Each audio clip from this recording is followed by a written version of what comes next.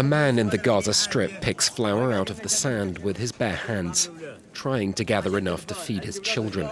Such is the desperation for food in the Palestinian enclave. Israel's now coming under increasing criticism that it's not done enough to allow in aid as malnutrition and starvation surge. But its president, visiting troops in Gaza on Wednesday, laid the blame elsewhere. We are acting according to international law. We are providing humanitarian aid in accordance with international law. Those trying to sabotage that aid are Hamas and its operatives, who are dancing on all our backs in order to prevent our troops dismantling infrastructure that could harm us and other civilians.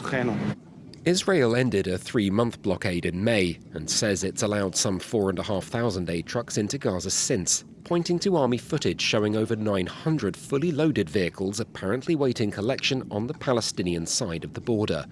But the United Nations blames Israel for its military restrictions, the ongoing fighting, and a breakdown in law and order for difficulties in getting supplies where they're needed, with the World Health Organization now joining a chorus of 115 charities and aid groups warning that Palestinians are being pushed to the brink.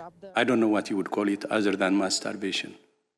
And it's man-made, and that's very clear.